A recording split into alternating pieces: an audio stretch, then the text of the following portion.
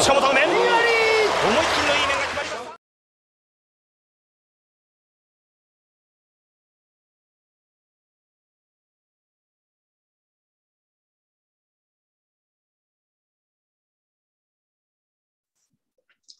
Okay.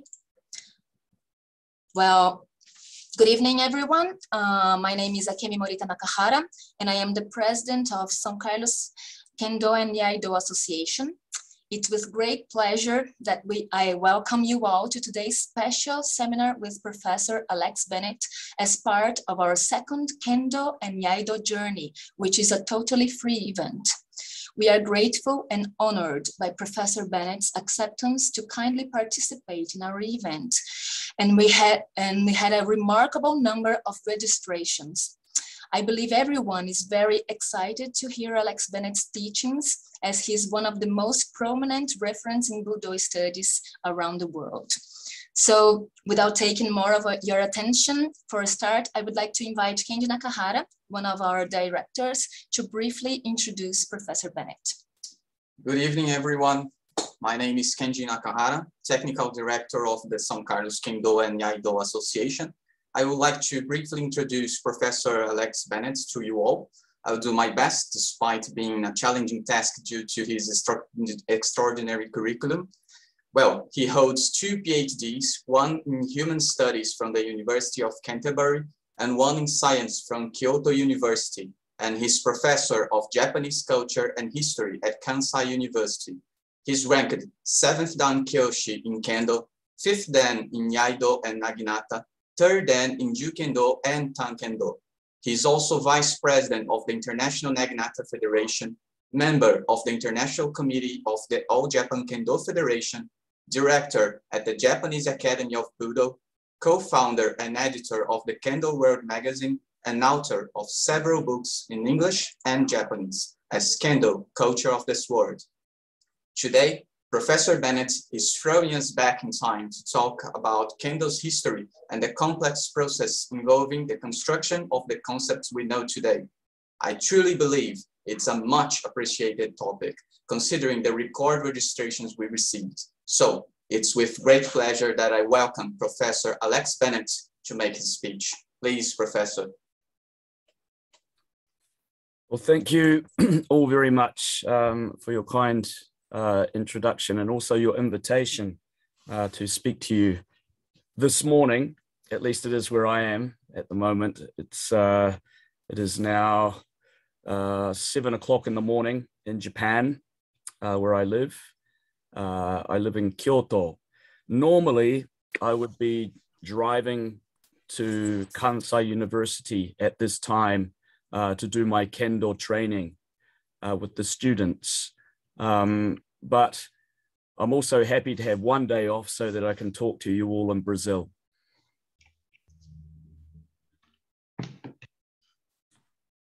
Thank you. And we're really sorry to making you wake up so early in Japan. Not at all. Should I just start with the presentation now, and just stop at short times for interpretation? No, just a minute. Please, everyone, we ask you to mute your microphones, please. Okay. And it's okay because we are going to have a simultaneous interpretation, and so people are listening in real time. Yeah. Okay. Yes. Very proficient. Thank you. So yeah. Yes, we would just like to ask everyone to leave the questions for after the presentation. Okay, so we have received most of the questions. We are trying to make them to Professor Alex Bennett after his presentation. So we kindly ask you all to wait a little further until we reach the end of the presentation. Okay, well, I shall start to share the screen then.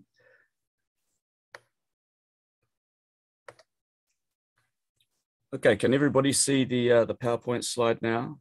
Yeah. Yes. Excellent. Okay, so because it's simultaneous interpretation, I will speak slowly and as clearly as I can with my very distinctive New Zealand English. Hopefully it's not too difficult to understand. It's perfect for us. Okay. So the title of today's talk, as you know, is Kendo, the Culture of Japanese Swordsmanship. When I was asked to do this presentation, one of the requests was to try and perhaps illustrate the distinction between Kendo and Kenjutsu, which seems to be a cause of confusion, not only in Brazil, but even in Japan to a certain extent as well. So I'm afraid that much of what I talk about will be about history today rather than Kendo in its modern context. But hopefully it will give you give you some information about how the Kendo that we do and that we love today evolved into its current form. Okay, so I think that everybody will be given the PDF of my presentation. So if you have that, you can use this for reference later. Because I'm talking a lot about Japanese history. If you don't know much about Japanese history, it becomes very difficult to follow and difficult to understand. So please use this for reference. The basic period that I'll be talking about, as you can see, is quite long. It's quite a few centuries, and I will be skipping over it. Okay, but it's good to know in reference basically where we're starting, and the formation of Kenjutsu, or the prototype of Kenjutsu as we know it today, and the roots of modern Kendo really start around about the 14th or 15th century in Japan. So this is known as the Muromachi period. Of course, the sword has been used in battle for a lot longer in Japan than this period. It goes back, well, from, we see the introduction of metal swords into Japan from China as early as the 3rd, 4th, 5th century, around about the 5th century, I think.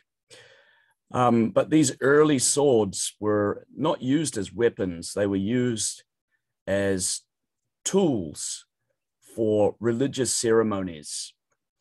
But gradually, when the Japanese discovered that they can make iron or metal objects in Japan as well, the culture of Japanese swords began, and everybody knows the katana. Okay, what a katana looks like. Well, the basic katana, at least the prototype of the katana, was created in Japan probably around the 10th century, 9th or 10th century. And it's from this time that we start to see a kind of distinctive way of using the sword in Japan from this time, but it wasn't consolidated into specific schools. It was kind of random, and swordsmanship techniques were taught in family groups, family, father to son, and so on. But from around about the 14th century, we start to see the creation of special styles or special traditions, which are called ryuha. And I think maybe if you do Budo, you understand the word ryuha. Okay, so it took a few hundred years before we start to see the emergence of ryuha in Japan. I shall just skip ahead. So ryu or ryuha, if you look at the Japanese kanji, ryu is written with the kanji, which means to flow. And that's exactly what a ryu does, or a ryuha does. It flows from one generation to another, and it continues down through history over many generations, in some cases, many centuries. But there are some criteria that have to be met before a ryu can be formed. And I'm going to talk about these criteria in a minute, but I just want to draw your attention to three very early and very important ryu. This was first of all, is the Tenshin Shoden Katori Shinto ryu, which was created very early by Izasa Yamashiro no Kami Ienao. And as is the custom in traditional Japanese society and with the samurai, your name will change depending on your rank and your age. And so there are many different names also for Izasa Yamashiro no Kami Ienao. Maybe you have heard of different names, but Izasa Ienao is probably the constant. He was born possibly in 1387, and he died possibly in 1488, which makes him over 100 years old. This is probably very unlikely, to be honest, but as is often the case with samurai history and Japanese history in general, sometimes it is difficult to distinguish between fact and fiction. Sometimes it becomes a little bit left up to the imagination. And that is especially the case when we are talking about ryuha. There is much mystery around the origins and also in the teachings. But that is one of the characteristics of ryuha, that kind of secretive, very exclusive nature. Another very important school is the Nendu, and that was created by a Buddhist monk whose name was Jion. And he was possibly born in 1351, and we really are not sure exactly when he died. There are many different theories, but the truth is it's really impossible to verify. And the last ryuha of great significance is the Kageryu, and that was created by Aisu Ikosai, who was, according to many sources, not so much a samurai, but actually a pirate. He used to sail around the Sea of Japan and plunder various cargo ships and so on.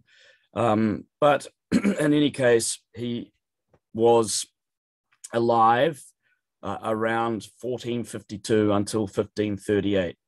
And his school, known as the Kageryu, became one of the prototypical schools for many other offshoots throughout history. In fact, one of the koryu, or the traditional ryuha that I study now, is the Kashima Shinden Jikishin Kageryu.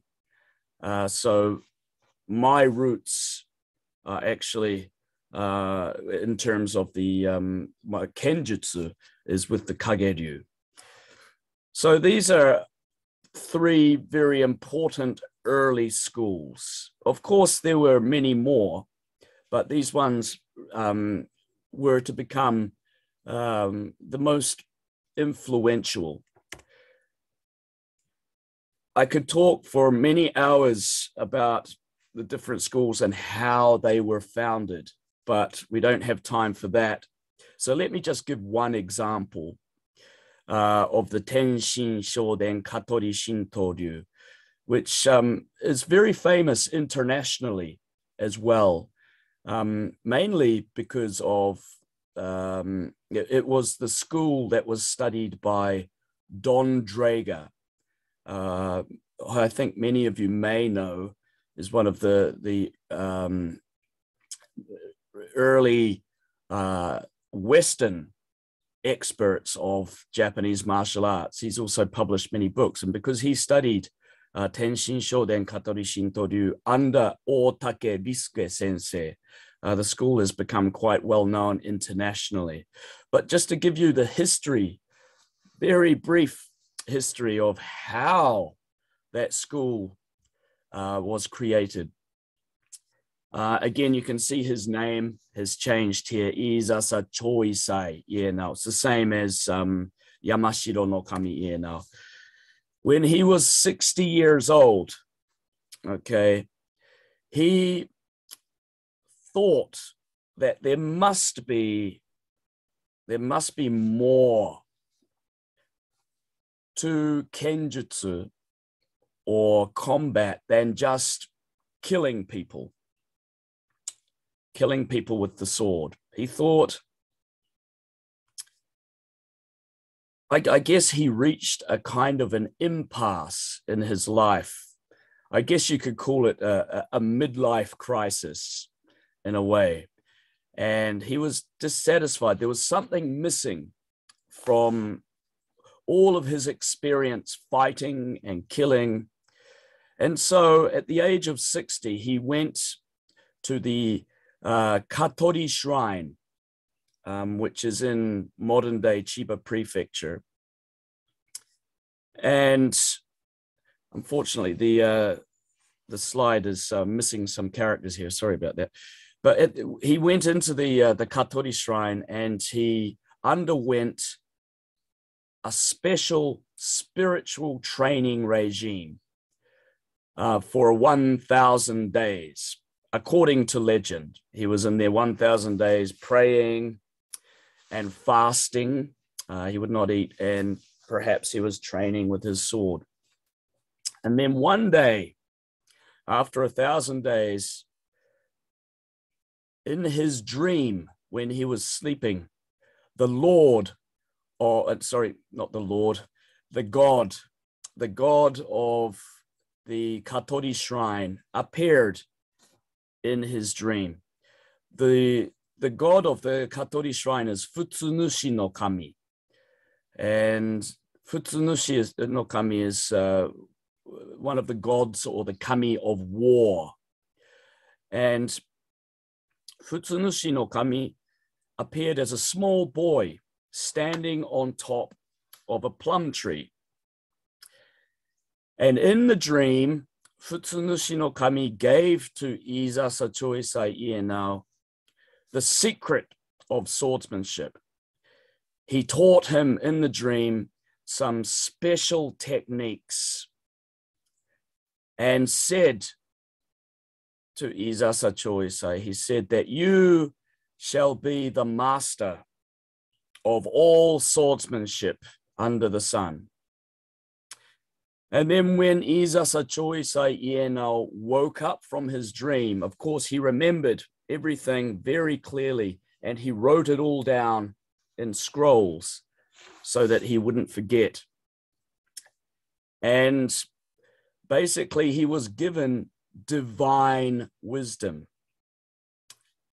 And on the basis of that divine wisdom, he called his school the Tenshin Shoden Katori Shinto-ryu, which literally means the correct, direct transmission of teachings from the god of the Katori Shrine. So, this is kind of a common story for these other schools as well. The common factor is that all of the founders of these schools were, one, they were genius killing machines. Of course, they had to be in order to survive long enough to be able to create their own school. And in order to be a genius killing machine, you need to have a lot of luck, I think, but also, of course, you need to have exceptional technical ability. Exceptional so that you stand out, so that people know who you are, so that people want to go and challenge you. And if you survive the challenge, then they want to learn from you. To give you an example of Isasa Choisai Ienao and why he was such a genius, or known as a genius, there is a story from the Tenshin Shoden Katori Shinto Ryu about, it's called Kumasasano Oshie. Now, Kumasasa is a kind of plant. It's a kind of very small, flexible bamboo. And Isasa Choisai Ienao, he was famous throughout the land for his incredible skill in swordsmanship. So young swordsmen or young warriors would look for him to challenge him. And if they can challenge him, then maybe if they survive, they can learn something from him, and then they can develop themselves as swordsmen. So it's always a process of searching for that special knowledge. And he got so tired of so many people coming to him because he was famous for his skill that he used to sit on top of the Kumasasa bamboo. Now, if you sit on top of the bamboo, of course, crunch, it's going to be flattened. But when Isasa Choisai Ienao sits on top of the bamboo, it doesn't get flattened. It's kind of like he's floating, kind of like he's levitating. And so when young challengers came to him and said, I would like to challenge you to a duel, he knew, of course, that he would beat them very easily. So he said, okay, if you can do this and sit on top of the bamboo, the Kumasasa bamboo, like I am, then I will accept your challenge. And of course, when the young challengers see Isasa Choisai sitting on the bamboo like he's floating, they get very frightened and they run away. And so that way, Isasa Choisai doesn't have to kill anybody. So this is actually a teaching, Kumasasa no Oshie, the teaching of Kumasasa, that is kind of representative of almost pacifism. In other words, he's so skilled at killing, he doesn't want to kill anymore. So the best way of winning a fight is by not fighting at all. That is what that Kumasasa teaching is it really represents. Whether it's true or not, well, I'm not going to make any judgments. As I said, there's many mysterious, sometimes abstract teachings from these old schools, and the founders of the school also become kind of like kami-sama, kind of like gods or deities themselves by later students. But what I'm trying to draw your attention to is that many of these early schools have many things in common, such as you have to be exceptionally skilled. And also, the early ryuha, another thing they have in common is usually the founder on the basis of his experience, eventually is visited by a deity, by a god. And from that god, might be in a dream, might be in some other experience, some kind of religious experience. The knowledge, this divine knowledge, is given to that swordsman. And on the basis of that religious revelation, on that religious knowledge, that is where they can create their school, which is special because it has input from the deities, from the gods. So that makes it something even greater than just the individual himself. Okay, another important thing is to be famous. When I say patronage of warrior high society. So if samurai of high ranks look to the founder of the school as their teacher, then this just increases the fame and the fortune of the founder and of the school. And so it becomes even more famous and more well-known.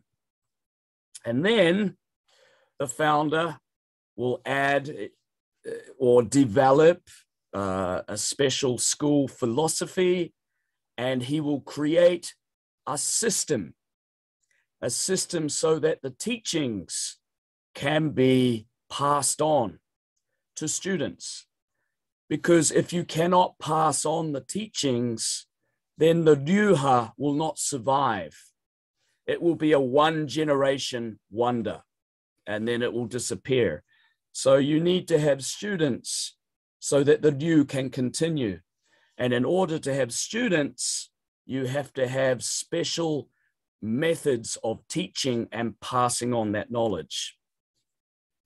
Now, this is way too small for everybody to see, I think. But this is just a very, what can I say, simplified illustration of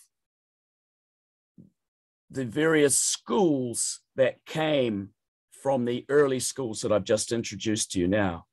So when you get the students for your school, they will study everything they can from you, and then they will branch out. And maybe they will have another kind of a religious revelation. And maybe they too, the students, will eventually be visited by a deity. And then they too create their own ryuha. And often it is the case that they will keep part of the name of the ryuha that they studied, and they will create their own school. And so this became an ongoing process. So from the three schools that I introduced to you, at least in name, like Kageryu and the Tenshin Shoden Katori Shinto-ryu and the Nendu, I've also included, you can see here, Ito-ryu. We see kind of like a family tree. And so many famous swordsmen would come from these schools, and they would develop their own schools. And so from the 3 or 4 early schools, later on in history, we get many hundreds of offshoots. And again, this is a much easier one to understand, but you can see that there is a lot of connection and a lot of overlapping. And that is why sometimes the history of these schools is kind of confusing because the history is often wrong about when certain people existed. So it is said that they studied under such and such sensei, but the dates don't add up. And so there's a lot of overlap and there's a lot of confusion. But basically speaking, these are the kind of connections that we can understand, at least now with historical confirmation. So I just included this for your reference. I don't want to confuse you too much, but you can see the interaction. There was a lot of interaction between the schools as they developed their skills and their own styles. So let me now talk about the system. How do you pass on this knowledge? Well, basically, the teachings of the early Ryuha were man to man. And I say man to man because women rarely were involved. So one teacher, one master would teach a student who had come and asked for guidance. That's different to the kendo that we do today, right? Where one teacher in the dojo might have 20 or 30 students training at the same time. The early schools, this was impossible. It was very personal.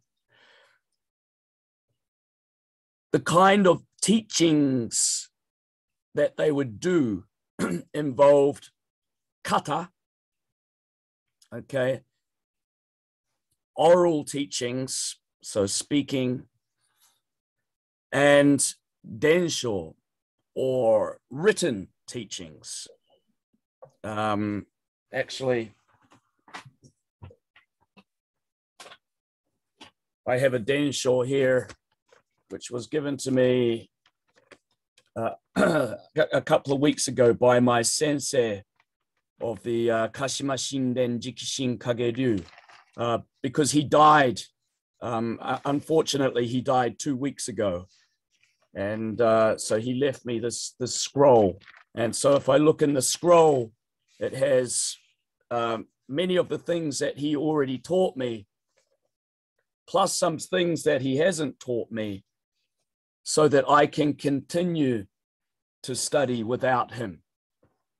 So scrolls are also very important. I'm just going to jump ahead a little bit here. Of course, everybody knows what kata is. Now, kata is kind of really an absolutely wonderful method for teaching that was utilized by the early founders of the martial arts schools.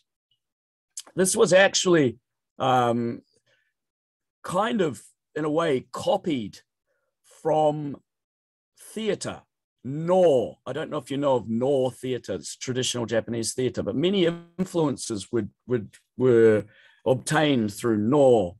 And the creation of kata, the kata were kind of manifestations of the secret techniques of the school, but they were also performed in a kind of a theatrical way in terms of the movement and also the mindset.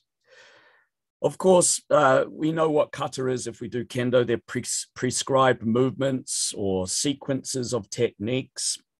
They're created through actual combat experience, but also with the addition of the divine knowledge. Kata is essentially a framework. It's a framework for students to imitate the techniques of the master or of the founder.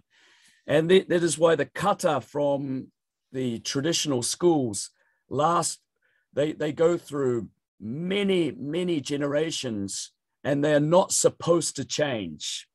I think they do change in reality, but they're not supposed to change. Kata is supposed to be exactly how it was created by the founder. Now, what is interesting about kata is in other sports, if we play soccer, as you do in Brazil, or rugby, as we do in New Zealand, you learn various skills individually: how to trap the ball, how to kick the ball, how to control it with your body, how to head the ball. You learn all of these individual techniques individually. But kata is kind of, you're learning all of the techniques as a whole. And you're not only learning the techniques, you're learning respiration or breathing. You are learning a distance. You are learning timing. You are learning the opportunities for striking, and you are also learning things that you cannot see, like the philosophy and the divine wisdom. Even if you don't know it at the time, gradually you will come to understand that by repeating the kata over and over and over again. So that is why kata is really quite a genius way of teaching. Even today, you can see kata not only in martial arts, but in many aspects of life in Japan. So you're learning many different skills, and things like intuition, and all sorts of things. So kata was really the main way of teaching the skills of the school. And then as you get very skilled at the school's teachings, the techniques, then maybe the master will teach the highest teachings. There's various levels, of course, but he might teach you the highest teachings, which are known as the okuden or the orden, which you have to pass through many stages before you are kind of qualified and ready physically, technically, and mentally to understand. So these are the ultimate technique. So it's not just a one size fits all, it's a constant ongoing process. In fact, a lifelong journey, if you like, until finally you are given the ultimate teachings of the school. You have to be ready to get them. Now, this process of learning the traditional martial arts is often referred to by the words or the term shu-ha-ri. The shu-ha-ri is a concept that is not only in the traditional Japanese martial arts, but it's also found in other arts as well. It's a term that's used, for example, in the tea ceremony. Well, I have heard it in the tea ceremony before, but also in other performing arts like no and so on. And basically what it means is that there are three stages for learning, for shugyo. First of all, you have to study very diligently the teachings that your master passes on to you. You must study those teachings as they are taught to you. So you can't make up or make additions to suit yourself. You must be very obedient and abide by those teachings. And then once you've learned the kihon, once you have learned it, and you've learned all of the techniques and you can perform them very well, then you go to the next stage, which is called ha. So shu means to protect. You're protecting the teachings. Ha, the next stage is to break or to break them down. And that's the stage where you go and test yourself in the real world. That's when you might go and visit other masters and challenge them to see if your techniques are good enough. And if they're not good enough, then maybe you'll get killed, or maybe that master will take pity on you and say, okay, I will teach you some more. Okay, so you're breaking it down, you're testing yourself, and you are trying to improve and go further. And that's why there was a lot of crossover between the schools, as I showed you in the diagram before. Then finally, maybe one day you'll get old and have a midlife crisis after you've killed so many people. Well, hopefully not that many, but and you are a very skilled swordsman, and you'll think, there must be more to it. There must be more to than just killing. You might go to a shrine, and then you spend 100 days or 1,000 days doing special training of the mind and the body. And then maybe a kami-sama god will visit you in your dream and say, okay, Alex, you're the greatest, man. okay, we're going to teach you something really special. And then I'm going to wake up from my dream and I will remember it and I'll go, wow, hey, I've been taken to a different world. I'm going to write all this down in a scroll and I'm going to call it Alec View. And that is the D stage. D means to separate. It means to break away. That represents the master. Okay. Of course, I don't think it was ever that simple, but that is just generally how the process for shugyo, for practice and for study throughout your life is described into these 3 stages. So even in Kendo today, maybe if you do Sandan or Yondan examination, you are asked to write about Shuhadi. I guess you could say, if we talk about Dan and Kendo, maybe Shodan, Nidan, Sandan is kind of like Shu. Yondan, Godan, Rokudan, Nanadan is kind of like the Ha stage, and Hachidan, maybe that's the D stage. I don't know. I'm not Hachidan, so I can't say, but I imagine that's it sort of corresponds with that. So let's jump ahead in history now. I'm just looking at the time. I'm going as fast as I can, but as clearly as I can. The Tokugawa period, a very important period in Japanese history, from around about 1600 until 1868. It's a very special time in Japanese history because it's a time of peace. Before this, Japan, you may have heard of the Warring States period, and the times I've been talking about until now have been very unpeaceful, okay, which is why swordsmen used to travel around the country and engage in duels, and there was a lot of death. In the Tokugawa period, the country was consolidated under the rule of the Tokugawa Bakufu, or the Tokugawa government, which was started by Tokugawa Ieyasu. And with the peace of the Tokugawa period comes a new social order. And that social order, of course, it had the samurai at the top. And under them were farmers and merchants and artisans and outcasts. So the majority of Japanese society throughout history, but if we look at the Tokugawa period, were farmers. And of course, there are merchants and other people as well. The samurai themselves were actually a minority compared to the commoners. Maybe 5 through to 7%.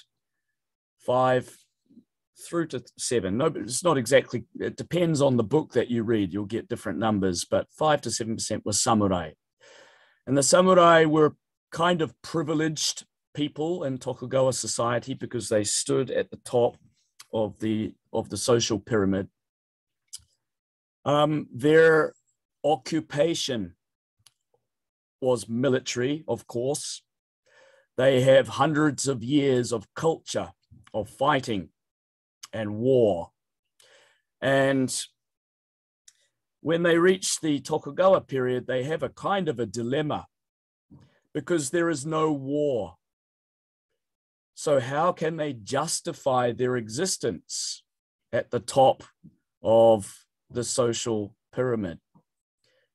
How can they justify their existence if there is no more war? Why do they need samurai anymore? Actually, the last battle that the samurai fought after the Warring States period was 1637. And so from 1637 right the way through until 1868, Japan was more or less peaceful with no more wars. So this meant that the samurai had to kind of redefine the purpose for their existence. They used to find glory and honor by performing in battle. Even dying in battle was a great source of honor. Even though they're dead, their descendants will inherit that honor. And now they do not have the opportunity anymore to show their strength and their bravery and their honor. So it was kind of like a very difficult time psychologically for samurai, this time of peace. Just let me pass through here. So their redefinition of their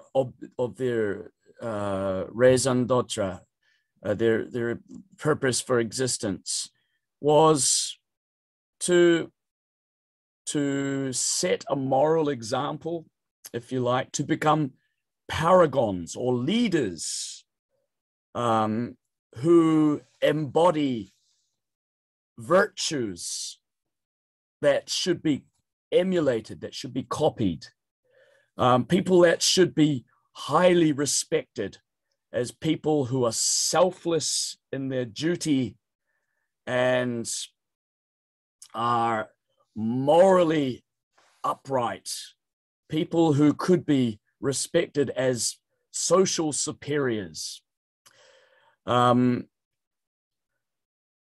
government actually sort of put these terms very basically in the Bukesho Hatto, which are the laws for military houses, but they didn't give much information of how exactly the samurai was supposed to live their lives in a time of peace.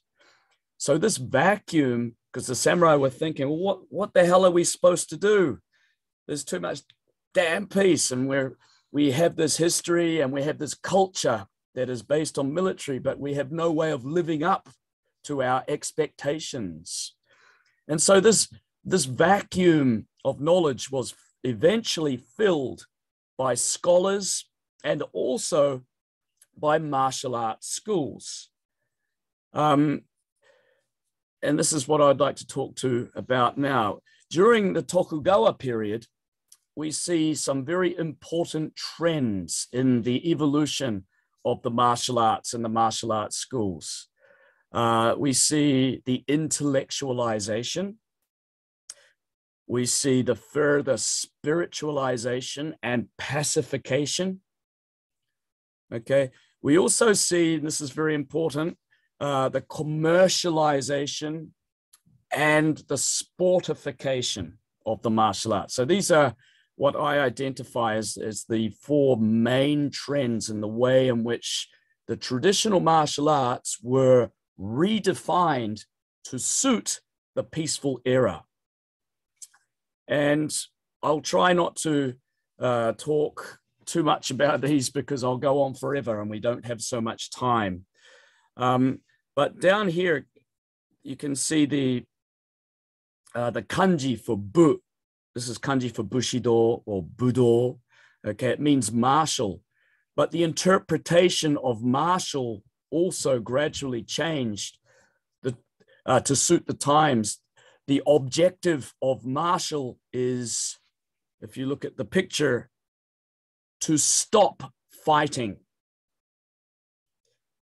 It used to be to hold a weapon and walk into battle, which is why we have the foot, but this was later changed in its interpretation to stop fighting.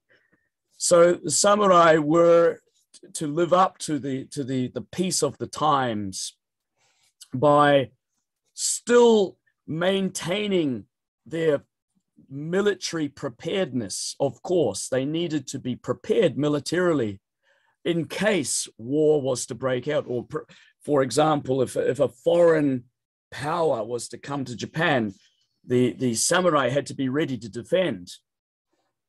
So they needed to be militarily prepared, but at the same time, they were also expected to embrace the idea of peacefulness so that the peace could be maintained in the country.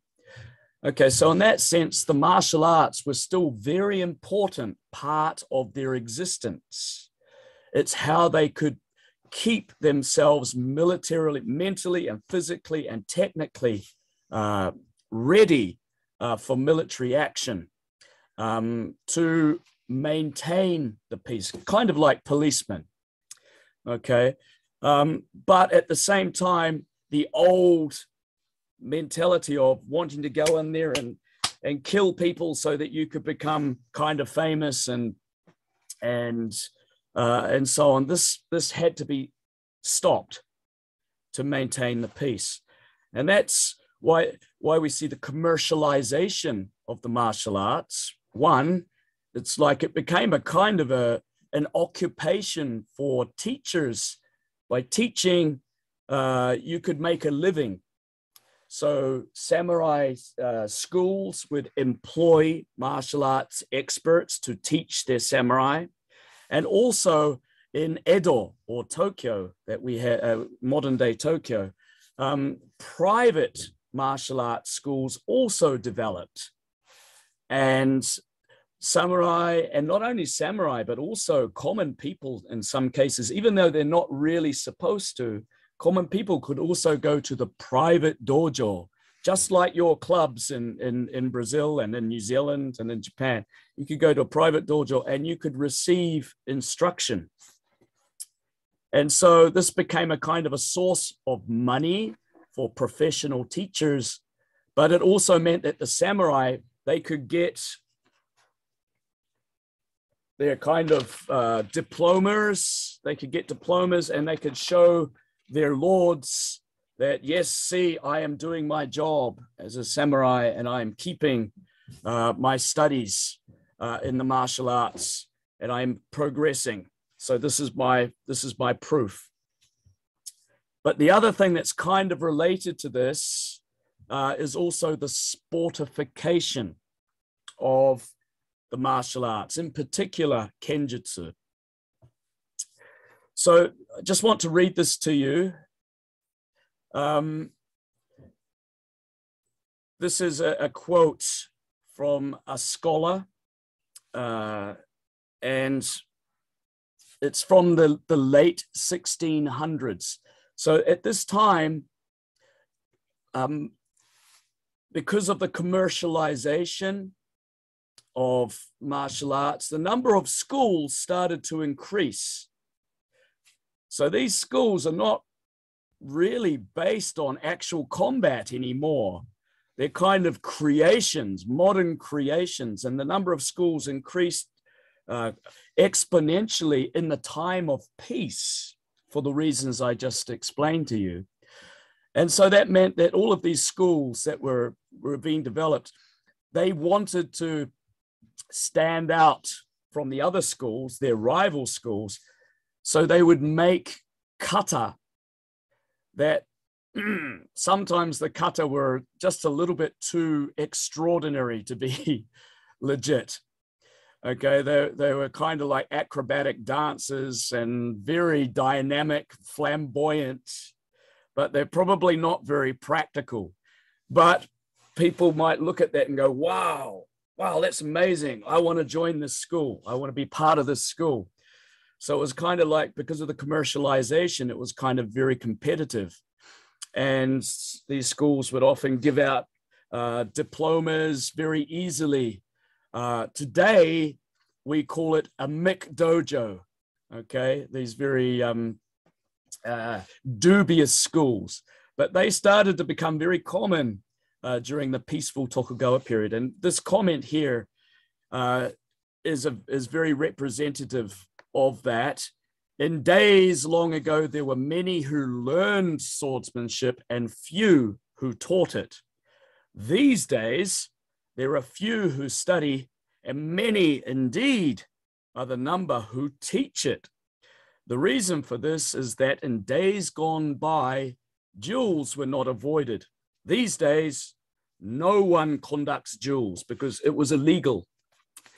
No one conducts duels, and diplomas are awarded for the knowledge of the most fundamental aspects of fencing. Many display pretensions of great skill and are clever at expounding on it, but the reality is they're not very good. Here's another example from Ogyu Sorai in 1729, so it's about 50 years later, which is saying that the state of swordsmanship has become very bad. All swordsmanship of today are almost entirely the creation of people living in a time of peace. They make great display of their strikes and place some primary emphasis on winning in a spectacular fashion. Some samurai teaching the art today do quite well for themselves and debate lofty theories. Other samurai concentrate on perfecting their choreography and gesture. So it's kind of like a dance where people are making money. So this had to change. And one way it changed was through the invention of what we call bogu. So men, kote, do, tare, and shinai. Because the kata were never tested. All of the new kata in these new schools was never tested. So how could you know if the school was actually effective or not? Well, you can't.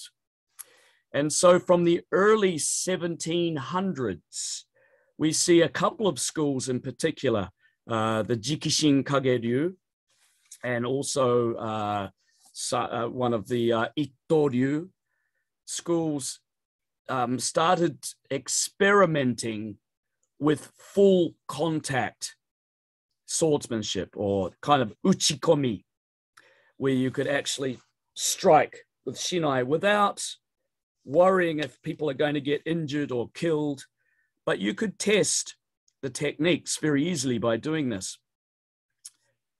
And it also meant that you could test your techniques against other schools as well. And so you could travel with your equipment, and you could actually engage in matches. And the samurai soon discovered that this was very exciting and very satisfying, just like we think of kendo today. Of course, kata was still important. So schools would have kata, and then gradually new ryuha, new schools started to include the full contact, the uchikomi as well. The very, very traditional schools did not like uchikomi. They said, this is not real. This is rubbish. This is not real. But gradually, the uchikomi started to outnumber the kata. And because, quite simply, it was more exciting. It was fun. And it was very physically demanding and also challenging. But also, you could become quite a celebrity if you were skilled at fencing with the bamboo swords. You couldn't become famous as a celebrity just by doing very beautiful kata, maybe even kata that you just made up yourself. So this development of equipment from the early 1700s and gradually into the 1800s was kind of revolutionary for swordsmanship in Japan. And that is exactly where kendo that we do today comes from. So even the equipment that is used it hasn't changed very much. I'm sure you'll agree if you look at the photo here. So we see the rise. At first, it was mainly kata, or completely kata. Then we see the rise of uchikomi, or full contact. Some schools only did kata. Some schools only did uchikomi. and some schools did a mixture of both.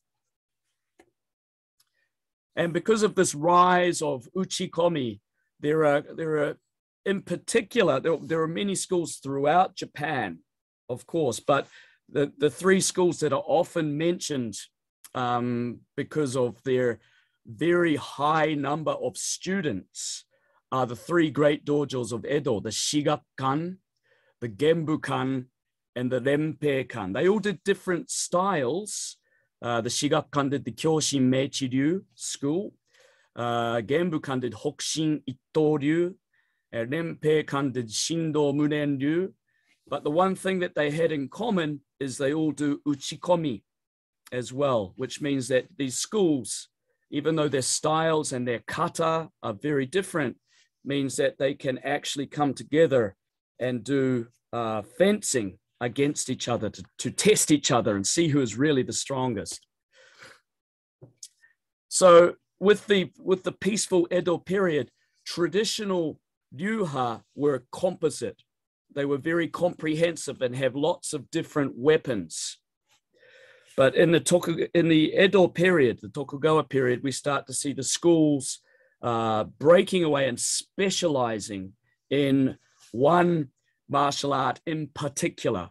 So you see, these are rough estimations, but 51 schools of archery and 66 schools of horsemanship. And by far the biggest number was by about 1800 or 1850. Around that time, there were over 700 different schools or styles, ryuha, of swordsmanship in existence. But then Japan entered its modern era.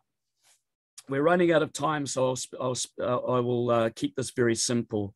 In 1853, America came to Japan with their black ships, very modern. And Japan realized, oh no, we've been practicing all of these martial arts and having a good time, but the problem is they're not going to be very useful against the incredible, fantastic military technology of the Western countries. If they wanted to invade Japan, then they could do so very easily. And our archery and our swords and our spears are not going to stop them. So the Bakufu started to worry about the situation, the precarious situation that Japan was in. So they created a military academy so that they could, instead of the different domains or the different regions doing their own thing, which is what they had traditionally done, everybody could come together into one national military academy. Okay, and in this military academy, which was supposed to make Japan more powerful as a military force, all that they practiced was Kenjutsu and Sojutsu with the spear, and a little bit of Hojutsu with old muskets, which was not going to be very useful, actually. But still, we start to see with the practice of Kenjutsu at the military academy, the standardization of equipment. So until this time, some schools had very long shinai, some schools had very short shinai, some people used techniques against the legs, some people did not use techniques against the legs. There was a lot of variation in the uchikomi. But with the formation of the Kobusho, the length of the shinai, for example, was established and various rules were created. So this is another very significant development in the way that Kenjutsu became the Kendo that we do today. I'll just jump through there. After Japan had its Meiji Restoration, okay, which was in 1868, 1869, that was when the military government, the Bakufu, was replaced with an imperial government. And from the 1870s, Japan embarked on a mission to modernize. It realized it had to become a modern nation state to compete with the Western colonial powers. Otherwise, they might even be taken over by a foreign power. And so they started importing lots of ideas from the West, the legal system, the education system, the military system, and they completely changed the way things had been done. And one of the things that they changed was the military training. They thought that the traditional martial arts, the ryuha, were no longer useful. They could no longer be useful for Japan. So they must be thrown away. And a new westernized military system introduced. So the martial arts were considered to be outdated. And because of this, because they threw away the martial arts, of course, there were many martial arts experts. That was their only source of income. And so martial artists became very poor. They had no money and they had no other skills.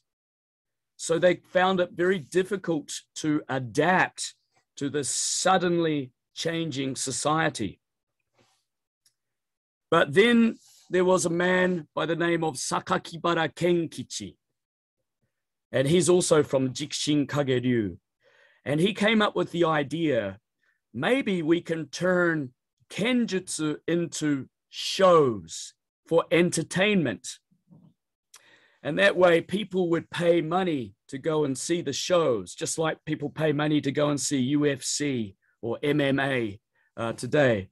They could pay money, and the people who were famous swordsmen, who were used to be celebrities, could perform their martial arts in front of the public, and they would receive money. So they're becoming kind of like professional fighters. And the first one of these martial arts shows was in Tokyo in April in 1873. And it was incredibly popular. Thousands of people wanted to come and watch these old swordsmen who used to be celebrities. They wanted to watch them and see their skills, and they pay a lot of money to see this.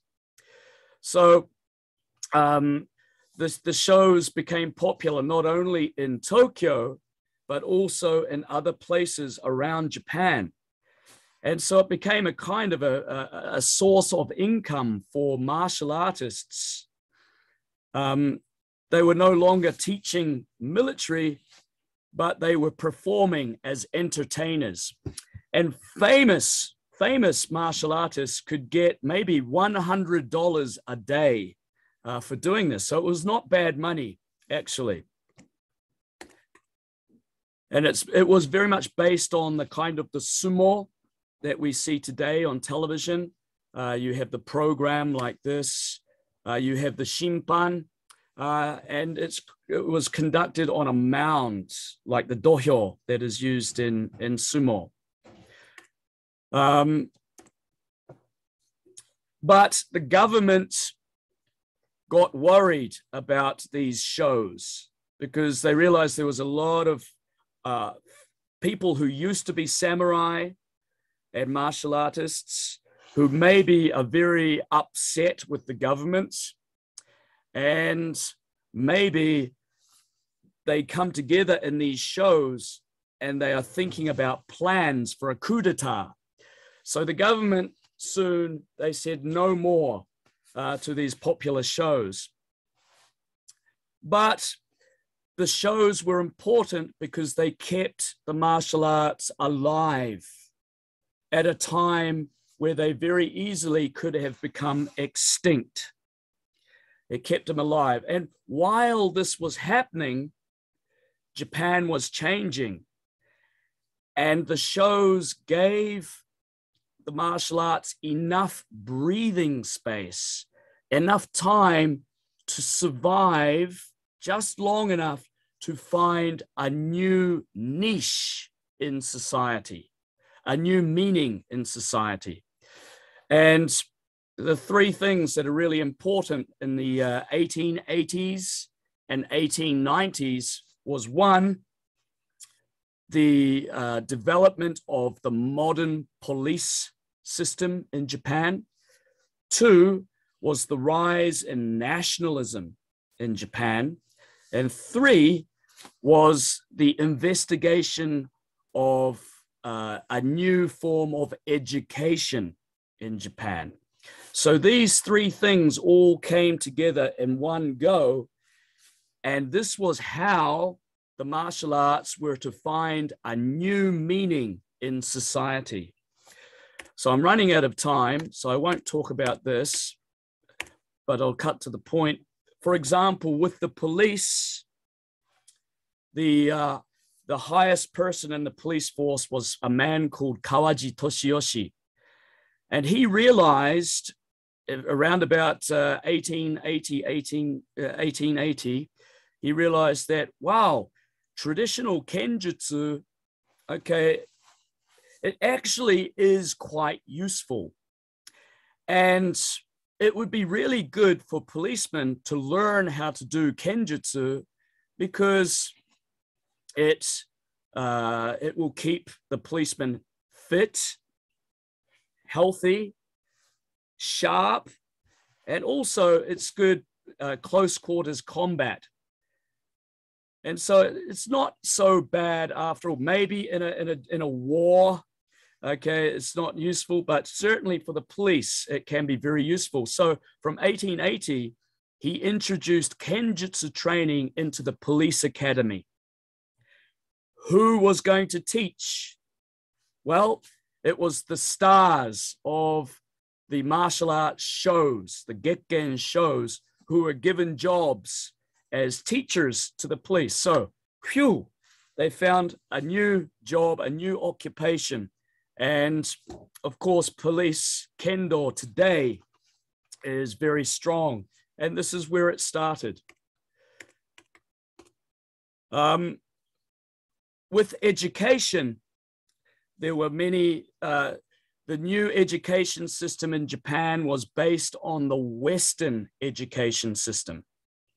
So from the 1870s, the 1880s onwards, the school system in Japan was completely remodeled on the Western system. This included physical education. But physical education was calisthenics or Western gymnastics. And some people started to think, well, why does it have to be everything from the West? Why does it have to be Western sports? What about traditional Japanese sports? And of course, one of the traditional Japanese sports that came to mind was the martial arts. And one person who was particularly influential in this development was Kano Jigoro. He's the founder of Judo. And he realized that, well, we can sort of adapt the martial arts. We can take out the dangerous techniques and keep the safer techniques.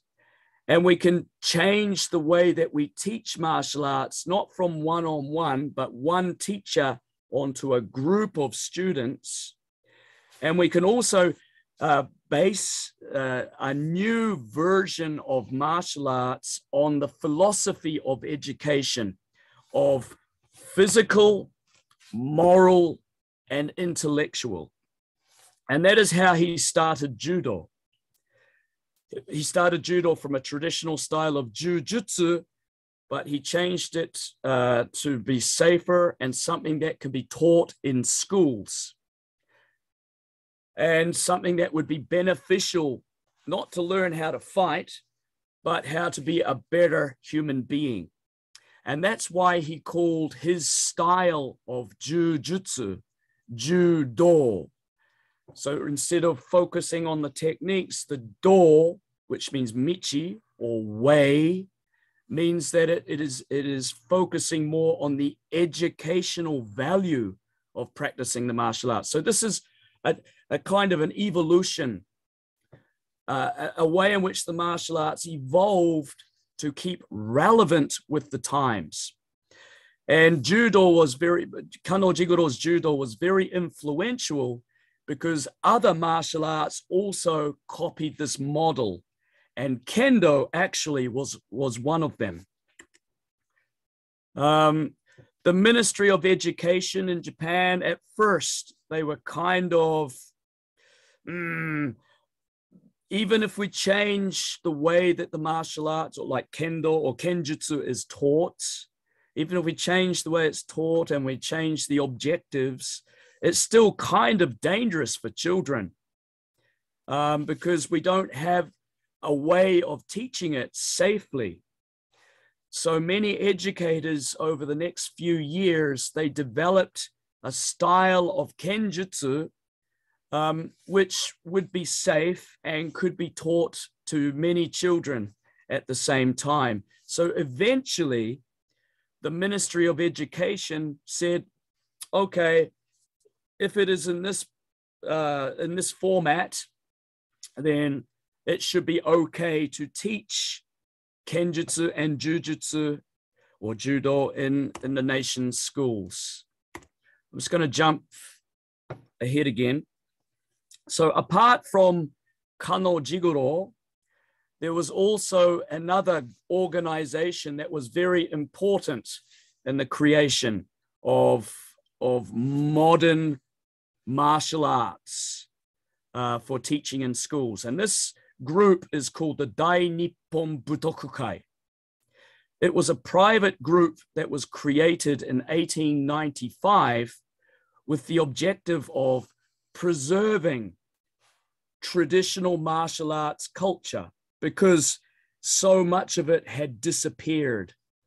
So many ryuha had already become extinct because they were not needed anymore. So the Dai Nippon Butokukai became a kind of a custodian for traditional martial arts to preserve and also to promote. So there were these groups like the Butokukai and individuals like Kano Jigoro who were working very hard around the 1890s and the 1900s to find a new position in society for the martial arts. And the Dai Nippon Butokukai created a special martial arts teachers training school so that people could go to that school, they could learn the martial arts and how to teach the martial arts to children, and then they could go into the various schools in Japan and teach the martial arts as a subject of physical education. So I'll just jump over that. And maybe you have heard of the school Busen. And maybe you have seen this dojo. This is the Butokuden in Kyoto. Every year we have the Kyoto Taikai here. This still exists. This was the headquarters for the Butokukai. Now, what's really important here is in 1919, the headmaster of the Butokukai school, a man called Nishikubo Hiromichi, he said, we should change Bujutsu to Budo, just like Kano Jigoro did with Jujutsu to Judo. We should change Bujutsu to Budo. So that means that Kenjutsu gets called Kendo, Jujutsu gets called Judo, Kyujutsu or archery gets called Kyudo, etc., etc. And so the purpose of this name change was to accentuate, to highlight the meaning of martial arts in new Japan, in modern society, not as techniques for war or fighting, but techniques and exercise for physical education. So Kenjutsu, what we do as Kendo used to be called Kenjutsu until 100 years ago. Okay, and actually the Ministry of Education didn't change this until 1926. So less than 100 years ago. What we are doing now as Kendo was called Kenjutsu. It just had a name change so that the educational aspects could be facilitated, could be accentuated. And especially from 1913, many schools in Japan introduced the martial arts to teach to their students. So it's almost 100, just over 100 years ago, that the various martial arts became suddenly official, legitimate subjects to be taught in schools. And one of the things that was necessary to be able to teach a standardized style of Kendo or Kenjutsu in the schools, so was to create a new set of kata, which it doesn't matter what your background is. Maybe you used to study Tenshin Shoden Katori Shinto Ryu, or maybe you used to study a different Ryuha. With modern Kenjutsu or the modern Kendo, everybody does the same kata. So they had to create a set of kata to be taught in schools, so that even if you are in Osaka or Kyoto or Nagoya or Hokkaido, everybody is doing the same thing.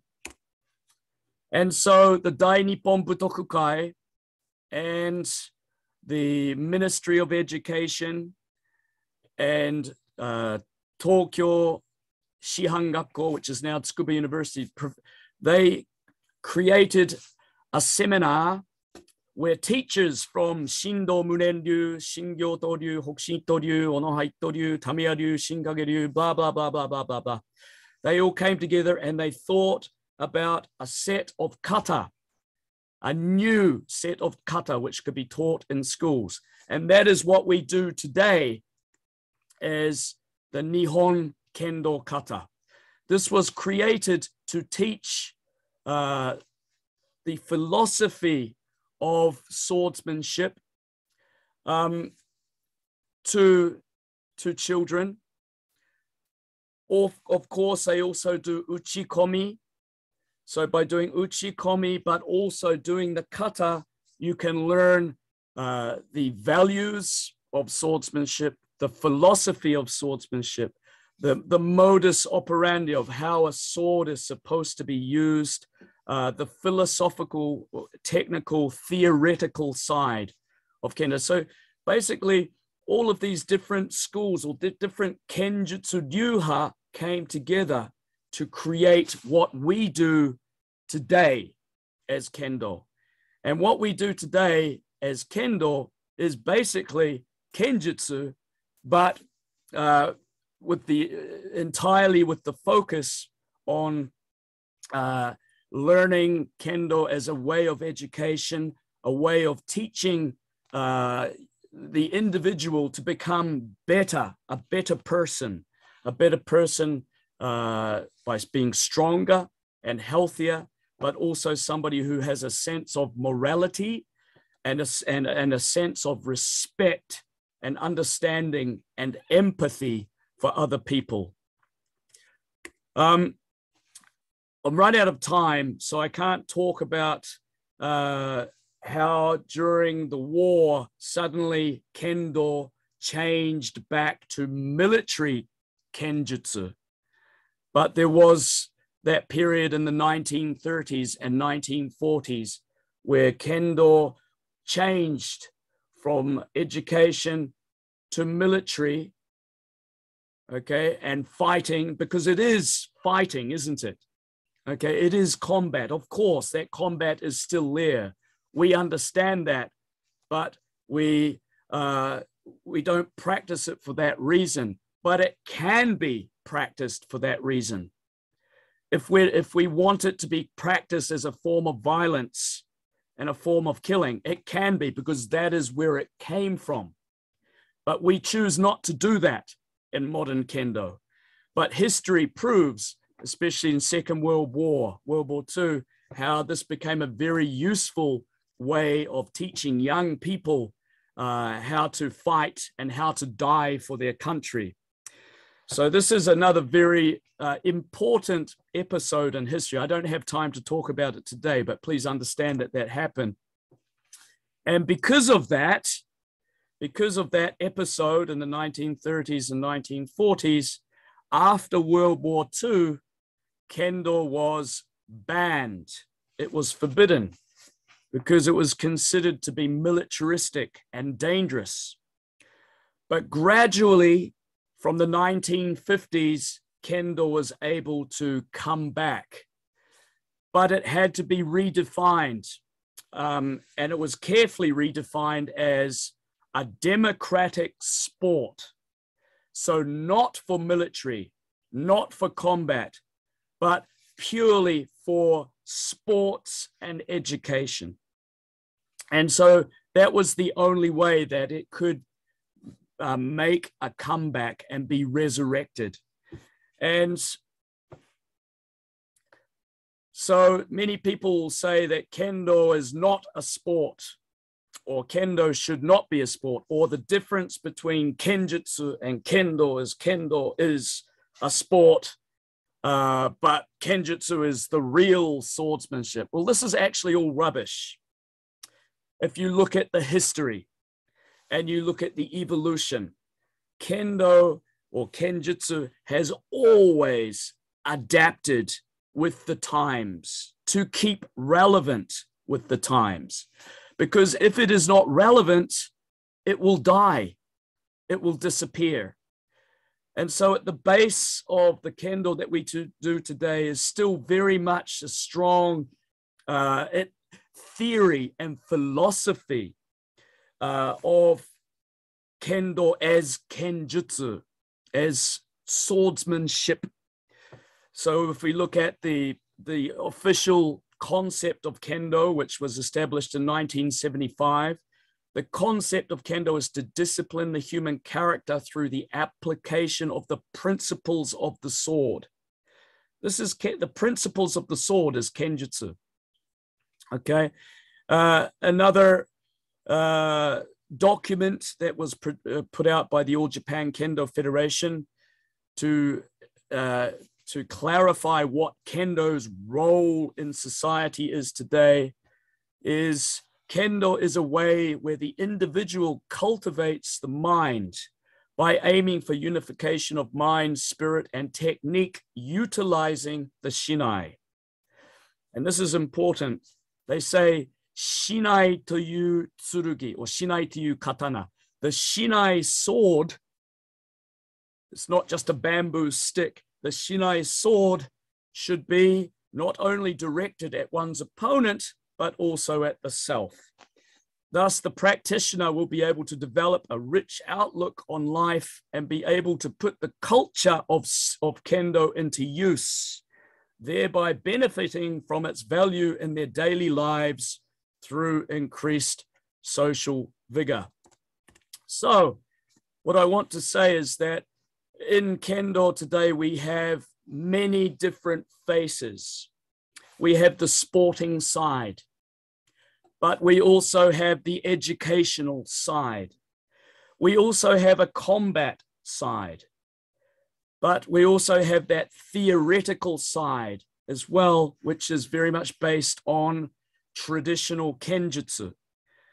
It might not look like traditional Kenjutsu, but the things that we do are based, or they have their roots in traditional Kenjutsu. It doesn't matter what you call it, whether you call it Kenjutsu or Kendo, or whether you call it a sport. There are different stages in where we study, and there are different motivations, and there are different objectives depending on whether you are in the shu or the ha and the ri side of your study.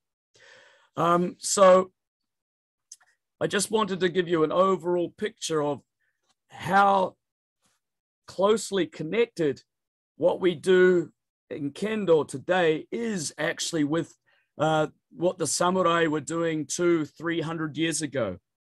There is a direct line. There is a direct line that connects us. It connects all of it.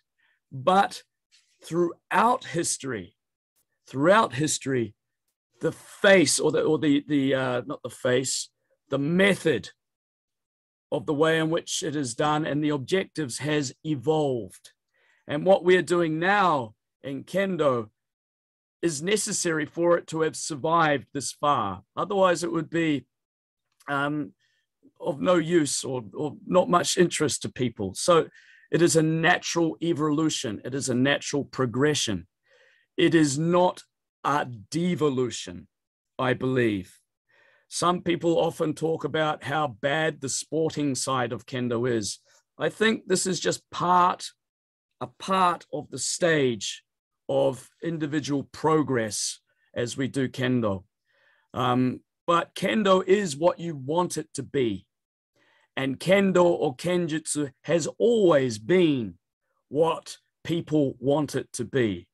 So in that sense, it is no different. I've talked exactly for 1 hour and 30 minutes, which is very long, and I apologize for that. It must have been kind of hard sort of hearing the simultaneous translation. I'd like to thank the translator. I hope I didn't make your job very difficult, but I also realize that there may be some people who want to ask questions. So if you can hang around for a little bit longer, I'll be happy to stay and answer your questions. Thank you very much, Alex Bennett Sensei, for your awesome speech. I'm sure everyone learned a lot, and we are all really grateful for your generosity in sharing all your experience with us. I would only want to tell you that we have the following issue. Our interpreter's work, I think it's gonna have to end now because it's a really tiring work. But I would like to invite you all to come to the same room, and if it's okay for Alex Bennett Sensei, we go on a little further so that we can make some questions perhaps. Lots of people sent us lots of questions, and maybe we can go a little more minutes further. But all of you will have to click again on the icon below called interpretation and turn it off. Yes, turn it off, so that we will not need the interpreter's work anymore, because as I told you, it's really tiring, and we can go on talking a little bit further in the same room. Is it okay? Okay. Okay. Okay, so okay. Yeah. Okay. So we'll just wait a little bit until everyone is tuned on the English only channel here. I'll try to talk a little bit in English, and I'll try to, my work won't be as good as the interpreter's work, but I hope it's gonna work a little bit. Okay. Okay, everyone? Todo mundo tá de volta? Okay. Aqui na sala? Vocês estão ouvindo? Okay.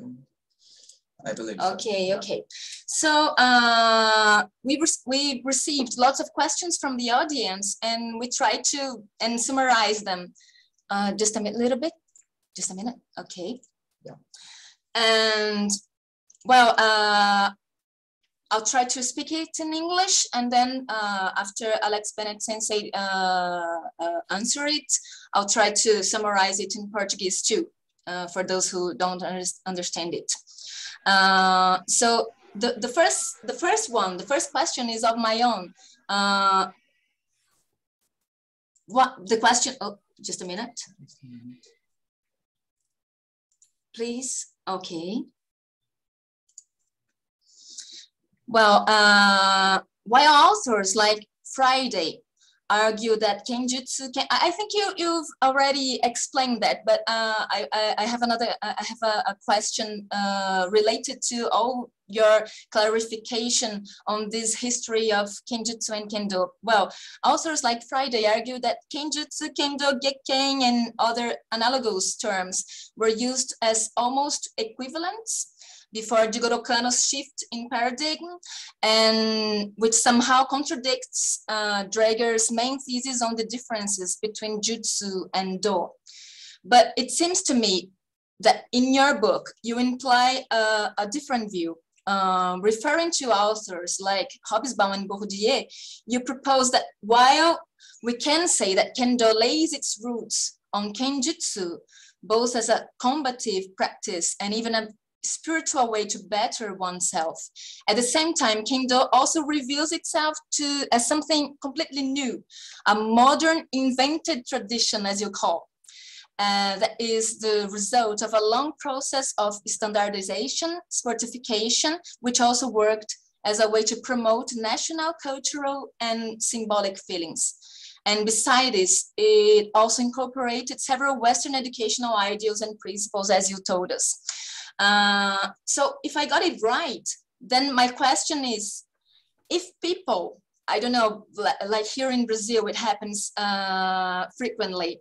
If people in general find themselves attracted by the very promise of knowing those traditions, how do you think it would be a proper way to clarify the concept of Kendo without mystifying it on the one hand, but still making it engaging on the other hand?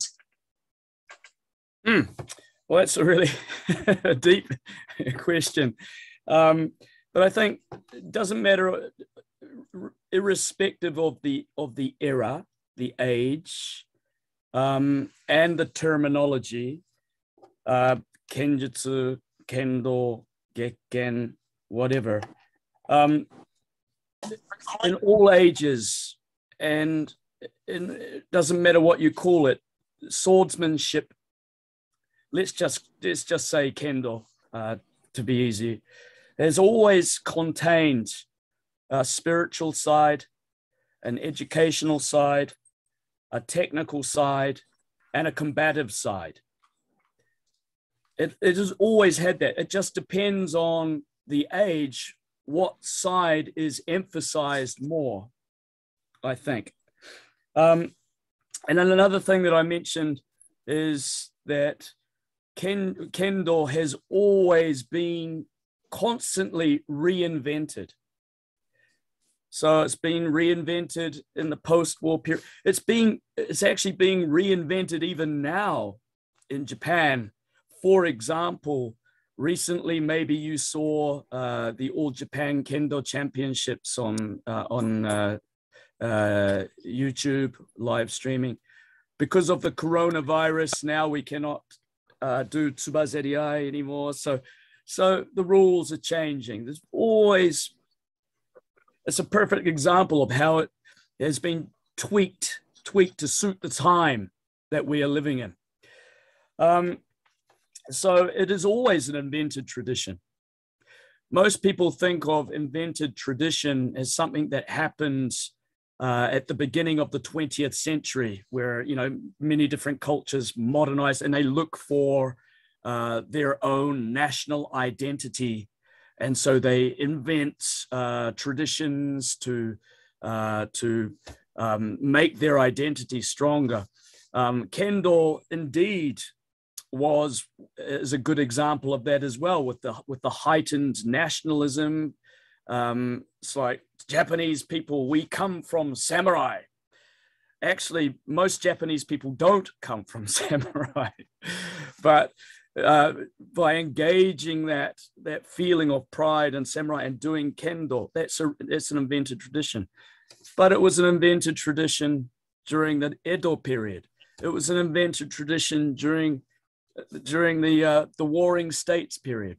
It's constantly evolving. So to answer your question, I'll just share the screen again, if that's okay. Okay. Because I think the answer to your question is here.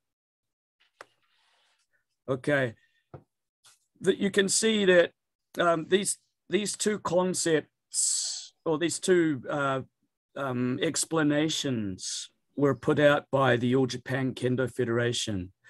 Akemi-san, I just realized I'm talking a lot with no no problem. No problem.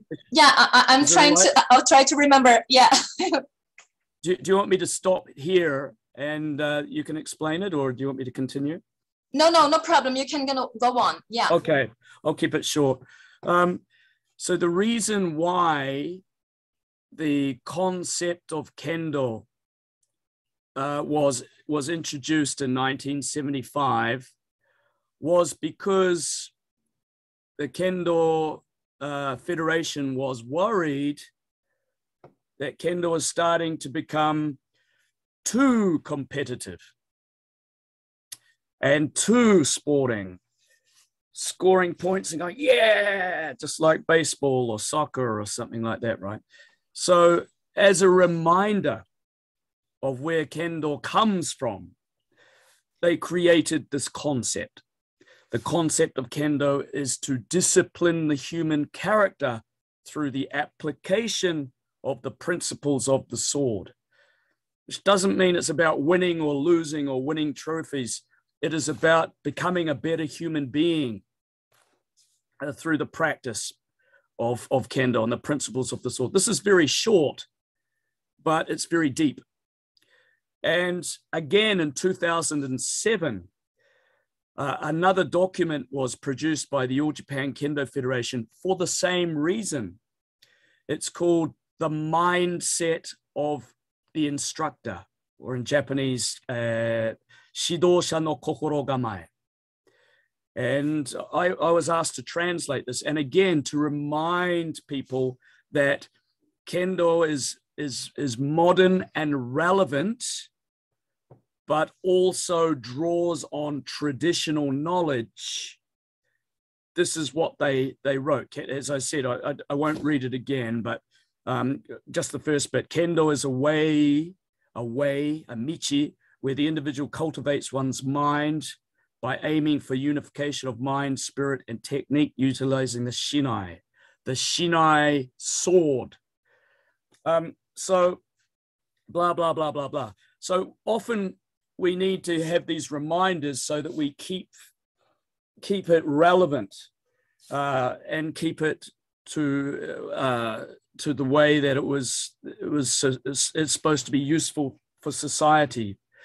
So with people who want, when you want to teach or when somebody wants to learn Kenjutsu or Kendo, they can know, well, they should know that by learning modern Kendo, you are learning also some very traditional ideas and concepts, okay? And it's not instant. It's something that takes time, but the longer you do it, the more that these aspects become relevant. So the important thing is that when people start Kendo, they don't have expectations that suddenly they're going to be exposed to this world of incredible esoteric knowledge. That's just nonsense. But by practicing, by continuing and enjoying it and continue, and the competitive side is actually really enjoyable, right? People like to go to Shiai and they like to perhaps challenge themselves and become Shodan or Nidan. Okay, by setting these objectives and continuing, gradually these aspects become open to you. I'm not sure if that answered your question, but hopefully, makes sense to you. Yes, I think so. I think this question is very complex, and maybe it depends more on us. I mean, the way if we want to learn, if we want to know how things work, then if Kendo what is Kendo, what is Kenjutsu, something like that. I don't know. I think maybe what you told us is something like this. And okay. I'm going to translate a little bit. Good luck. Ok. Então, peraí, a minha gente pergunta... vai tentar fazer de uma forma sumarizada, né? Claro, né? Resumida, para não tomar também muito tempo. Mas, basicamente, a nossa pergunta foi acerca do fato de que, como o Kendo tem geralmente uma questão de um apelo, né, do cultural, do tradicional, e que algumas pessoas buscam Kendo buscando justamente a questão do tradicional. E como que você pode lidar com esse conflito aparente, né, da pessoa que busca a questão do tradicional e você explicar para ele a questão do Kendo moderno mais como um esporte, mas ao mesmo tempo sem perder a capacidade de cativar essa pessoa com um aspecto tradicional, sem também ficar criando os mitos sobre como o Kendo surgiu ou o que o Kendo é atualmente. E a diferença é como se o Kenjutsu fosse o tradicional, né? A gente tem muito isso no Brasil. Então, basicamente, na sua resposta, o Alex Bennett sensei, ele retomou, né, alguns dos aspectos que vocês ouviram durante a palestra, né, a questão justamente da reinvenção contínua, né, do Kendo e do Kenjutsu, uma prática que vai se renovando constantemente de acordo com as demandas da época. Ele relembrou também que justamente, né, o Kendo, o Kenjutsu, as práticas em geral, tem diferentes aspectos sempre, não é uma questão do hoje ou do passado, mas elas sempre têm uma questão do aspecto cultural, tradicional, ou esportivo, ou do combate, e o que muda, na verdade, de acordo com a era, é basicamente a demanda por um aspecto ou outro, e aquele aspecto acaba por vir a se destacar mais. Mas não necessariamente, então, ele se desune ou se desassocia da prática em si e vice-versa.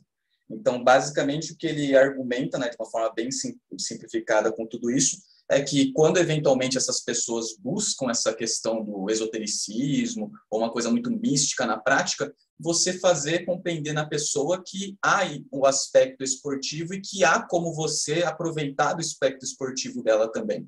E que esse aspecto esportivo pode te trazer não só alegrias e diversão em si, como também um aprimoramento, e que não necessariamente esse aprimoramento vai se depositar somente em você procurar um conhecimento tradicional daquela prática. E tem mais uma coisa que acho que ele falou, né, que ele está sempre falando isso, existe uma continuidade, né, se a gente for ver na história, né, o Kenjutsu foi se transformando até hoje atualmente a gente chamar de Kendo. Então, você tem uma linha, né, que a gente consegue ver que a gente está praticando algo que é uma prática moderna hoje, mas que, ao mesmo tempo, ela se remete a isso que existia originalmente, mas de uma outra forma. Então, ao mesmo tempo que existe essa linha conectando, a gente tem uma série de rupturas e transformações por conta dessas demandas do tempo. Então, é quase como falar que é o mesmo e não é o mesmo, porque depende do tempo. A gente vive na história e a história ela vai sofrendo transformações. E, digamos, essa é uma visão super complexa e profunda, que foi o que eu falei para ele, né? E depende um pouco da gente conseguir se dispor a aprender também e não ficar muito criando esses paradigmas. É igual, não é igual? É diferente, não é diferente? Mas sim ver que a história é essa transformação. Okay. I think we did it. Yes. Okay. So if it's okay, there is another question. I tried to summarize because there were lots of questions and I summarized in kind of blocks. So if it's okay, I'm going to read the next one. I'll try to send the questions to everyone here in the chat. A common question sent by the public refers both to the cultural challenges for non-Japanese people to practice Kendo and other martial arts, and the challenges in Budo itself, as it demands a lot of time, dedication, sometimes sacrifice. In Brazil, people don't usually start Kendo at a young age, and we have several issues with the low retention rates of this practice among non-Japanese people, that is, keeping them engaged.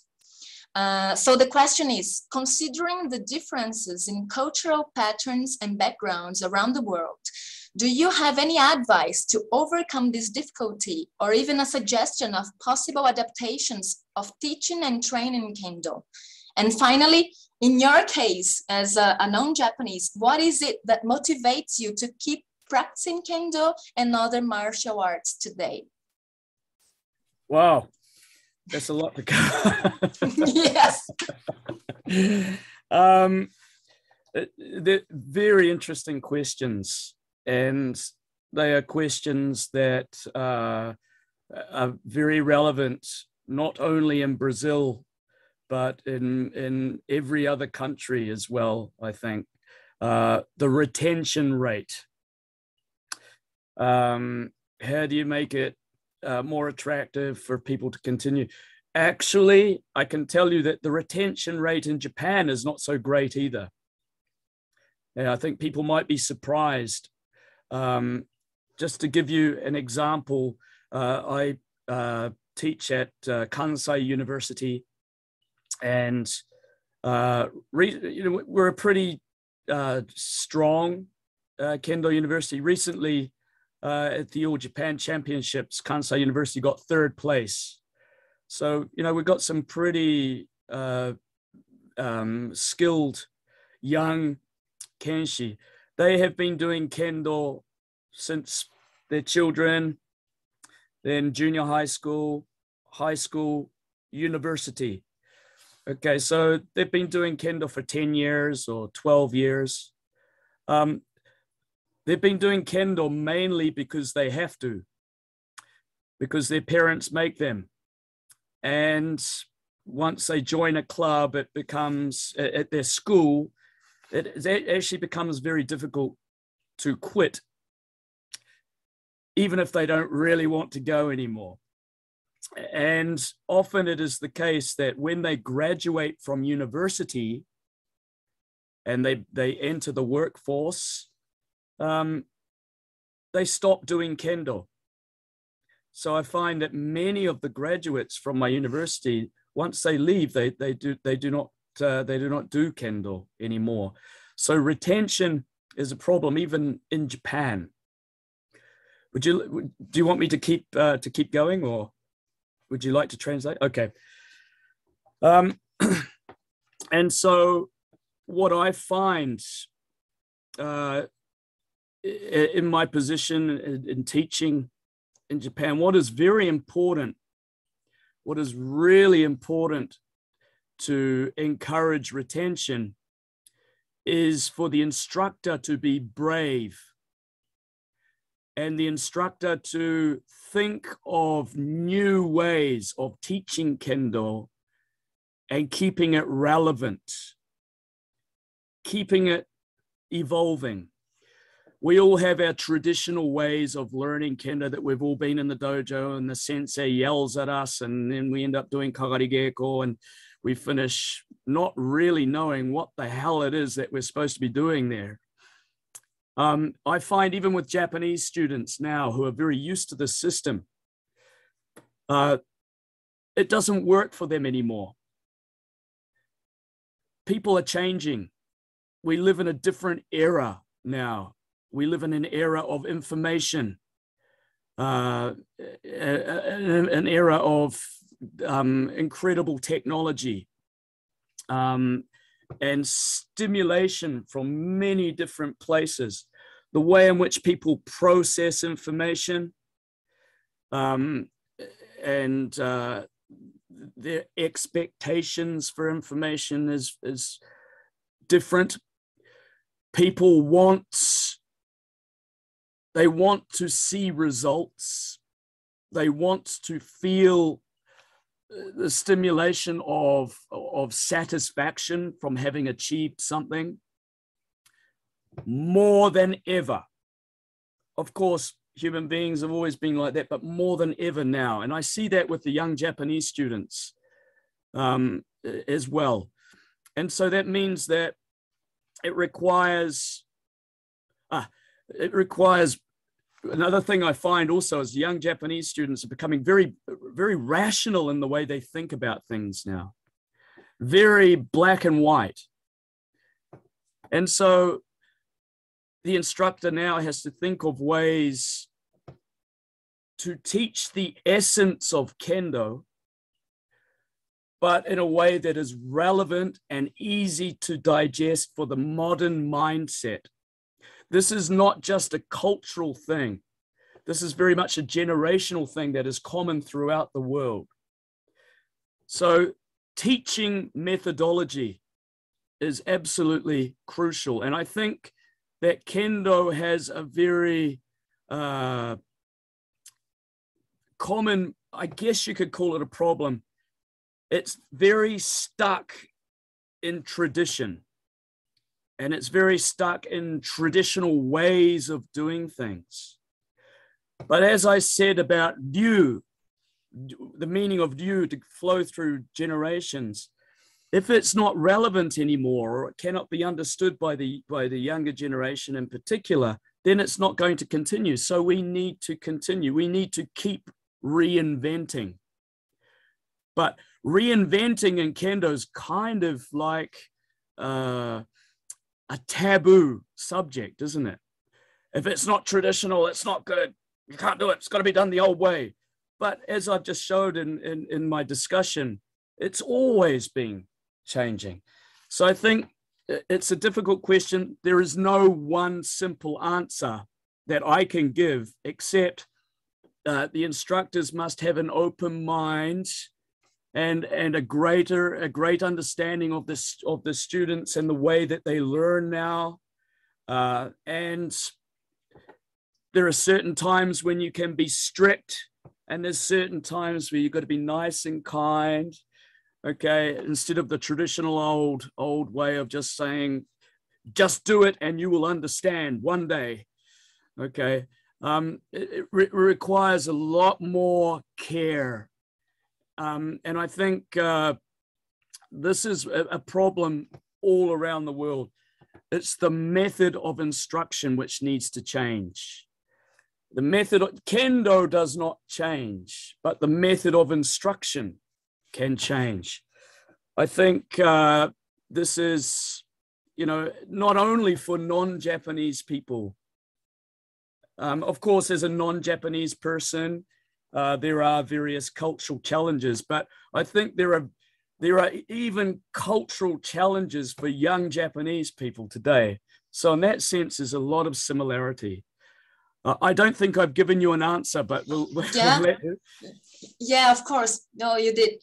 And I just remembered that when you told your history, when you began Kendo, you told that, I saw it on YouTube, that you had no option. You had to go on practicing Kendo. And I think this is the reality in Japan. And it's not the same thing here in Brazil, because our education is completely different. But I think it's your answer was perfect, because it's a real challenge for the instructors, in fact. Would be too easy to have the specific answer, so we can now start the new method Alex Bennett's use. So let's go on and move forward. Yes. So, vamos dar uma traduzida. Okay, então, we're going to translate. Yes. Basicamente, a nossa pergunta foi quanto aos desafios para a prática entre não descendentes, né, que tem ainda um outro gap cultural além já da dificuldade, mas também fica ainda mais evidente esse gap cultural, claramente, né, para não descendentes.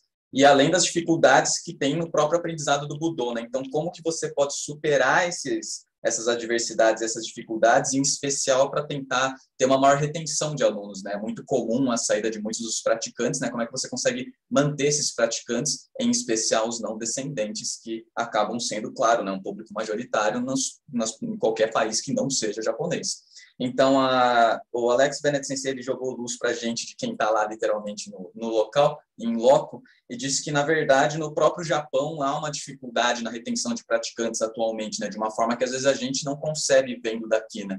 E aí ele deu de exemplo justamente na universidade Kansai, né, a Universidade de Kansai, que é onde ele dá aula, tem um clube de Kendo lá também, e ele falou que mesmo nessa universidade em que a equipe universitária foi terceiro lugar no campeonato japonês, então nitidamente uma equipe forte, com praticantes fortes, muito engajados, e claro que todos esses praticantes estão praticando desde criança para chegarem nesse nível na universidade, mas mesmo lá, ele disse que muitos desses praticantes, quando saem da universidade e entram no mercado de trabalho, param de praticar, porque em grande parte o que prendia eles à prática era mais justamente a participação do grupo, estar naquele grupo, e também até mesmo a obrigação para com a família, que acabou estimulando ele a entrar, ou quase que obrigou ele a treinar durante todo aquele tempo. E aí, iniciando a vida adulta e agora suas próprias escolhas, dentre as escolhas ele faz que, na verdade, ele, por incrível que pareça, mesmo sendo campeão, ele, na verdade, não gostava tanto, ou, na verdade, ele não quer praticar tanto aquele ponto, então, ele acaba também saindo. Então, na verdade, essa retenção é um desafio mesmo no Japão. E aí, nisso, ele destaca que ele percebe que também tem uma mudança da própria geração, né? A própria forma de pensar da geração, que isso está relacionado.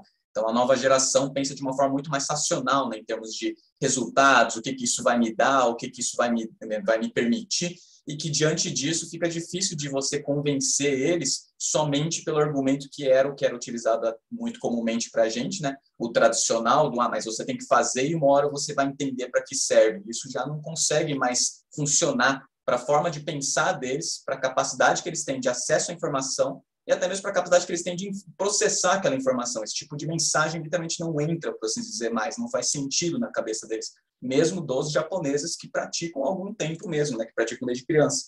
E aí ele diz que então realmente fica um desafio, né, você conseguir ficar num equilíbrio entre ser rígido em alguns momentos, mas também que agora o Kendo acaba demandando na sua forma de ensino muito mais de um carinho e de um aproximar, para você entender em que momentos você vai ter que também aliviar aquilo. E de explicar os significados, né? Explicar por que você precisa aprender, por que você está fazendo aquilo.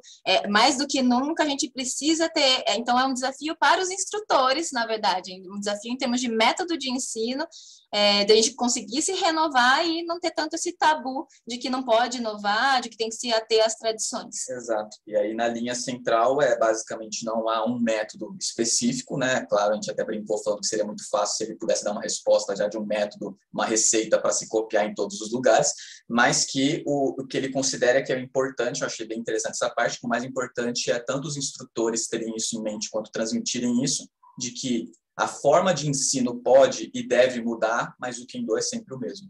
Então, tem que pensar um pouco mais nessa linha, ok? Okay, I think we did it.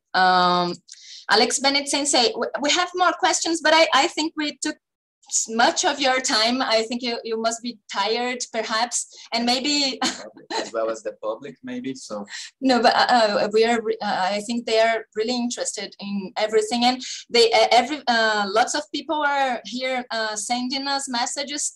Asking to have another opportunity with you again, maybe. I don't know when, but when you have some time. We heard that your agenda is really full of events and it's a very demanding. Yes, but perhaps we have another opportunity. I don't know what you think. Well, personally, I would like to keep talking, but actually I have to go to university now to do yes. to do some classes, so it's good time today to finish, but I would be greatly honored to join you anytime to continue the discussion if you're okay with that. I'll be very pleased to talk with you all and share ideas and discuss Kendo.